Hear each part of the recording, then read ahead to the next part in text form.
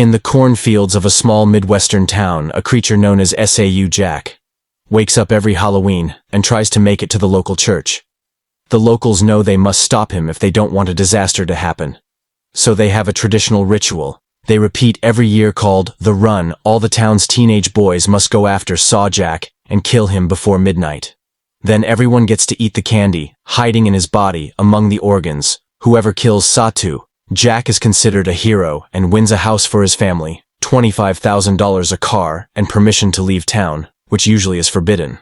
They also think it blesses the harvest girls aren't allowed to join the run, and each family can only send one son. In 1962, a group of masked boys go out to hunt for the monster. One of them is standing alone on the road, very scared and unsure of how to proceed. Suddenly, Sawtooth Jack appears behind him, and the boy screams as he gets killed. Moments later, the boys find the burning body of their friend and see Sawtooth Jack standing in the middle of the cornfield. A furious Jim immediately starts chasing after him, and when the monster is about to reach the church, Jim catches up to him and beats him up to death.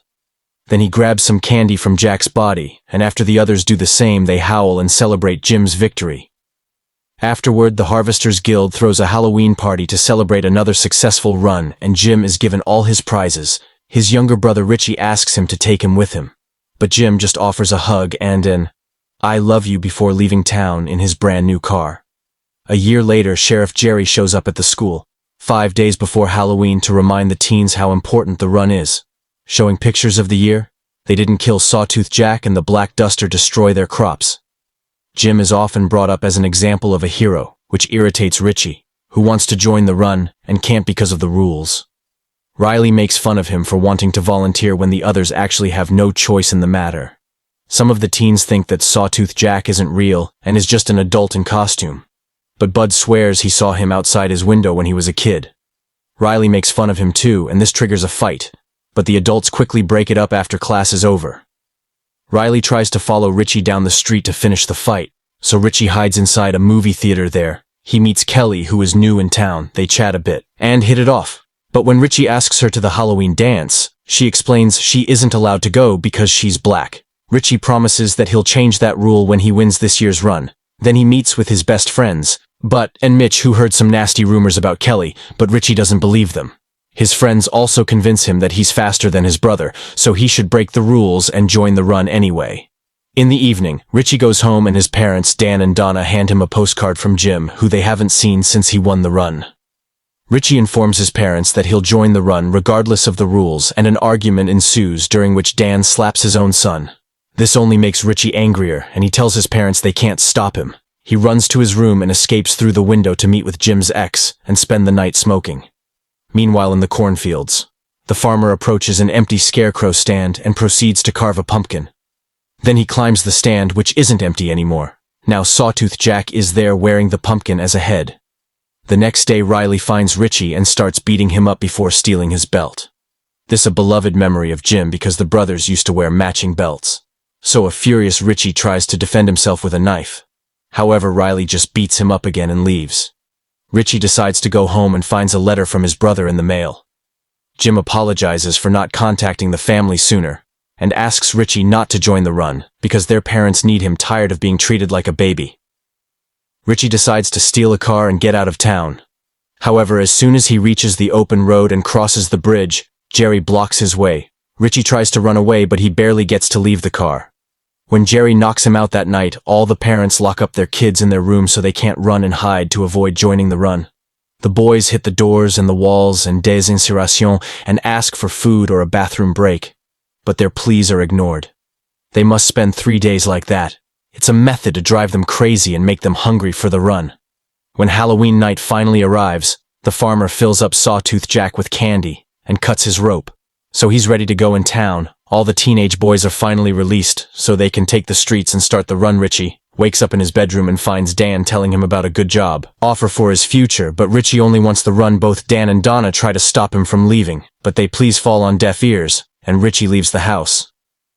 Meanwhile, Bud, Charlie, and Mitch take a truck to do the run with an advantage. Some boys accuse them of cheating, but Mitch quickly intimidates them until they go away.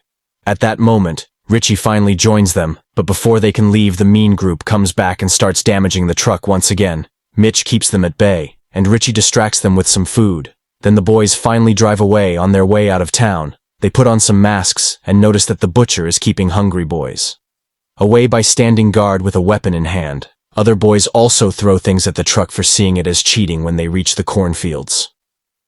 Most of the group is excited, but Bud is terrified because he still remembers the day he saw a Sawtooth Jack outside his window.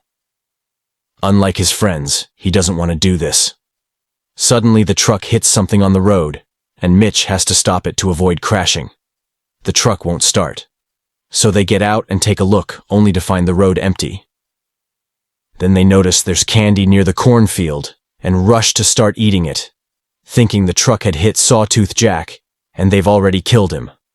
However, a noise makes them turn, and they discover Sawtooth Jack is actually waiting in the middle of the field. The boys run towards him, but just in a matter of seconds, the monster kills Charlie and Bud. When Mitch tries to look for the bodies, he gets killed as well afterward. Sawtooth Jack stares at Richie and roars at him, causing the boy to start running away. He doesn't stop until he finds the empty stand and is shocked to find Kelly there, who is breaking the rules just like him. To Richie's surprise, they also see Bud running by. It turns out he had only been pretending to be dead to get out of this, and he rushes back to town. However, when he tries to enter his own house, his parents don't let him in and tell him to be a man because they need the money. While considering what to do, Bud is suddenly approached by Sawtooth Jack. So he starts running until he finds a shelter where some boys are hiding. They want to charge him actual cash to let him in. But Bud doesn't have any on him right now. The teens start arguing over whether they should open or not. But when they suddenly hear lots of yelling, a boy ignores the protests and opens the door anyway, only to find Sawtooth Jack killing Bud on a window nearby. A little child screams as he sees Sawtooth Jack enter the shelter and kill all the teens, causing a shower of blood to come out of the door. Back to Richie and Kelly. They agree to work together, but they'll need better weapons. They return to town and sneak into Jerry's house to steal a gun and some beer while they're there. Richie is shocked to see his dad looking scared and knocking desperately at Jerry's door, but he leaves when nobody answers while Dan looks for Jerry. In a neighbor's house, Richie and Kelly steal the police car as well. By the time Jerry comes out to yell at Dan, the kids are driving off and he only gets to shoot a window.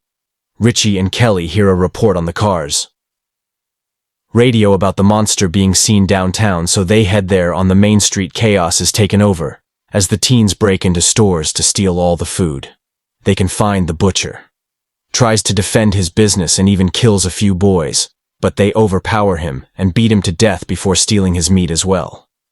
Richie and Kelly are horrified by what they see. But before they can leave, they're found by Riley, who makes fun of Kelly for being a girl in the run and uses a slur to refer to her skin. Riley's gang buddy grabs Kelly, but Richie finally is angry enough to stand up for himself and beats both dudes down before threatening them with a gun. Kelly takes the chance to hit them with her club, too, and before they leave, Richie takes back his belt. Meanwhile, the rest of the boys are starting to really lose it and even kill each other soon. Sawtooth Jack finds a trio wandering alone and attacks again, not far from there. Richie tells Kelly of the bad rumors he's heard about her, and that he doesn't believe them. But Kelly confirms he did burn down an old guy's barn because he was a racist prick. Richie shares that he misses his brother and they haven't heard from him except for the occasional postcard, and Kelly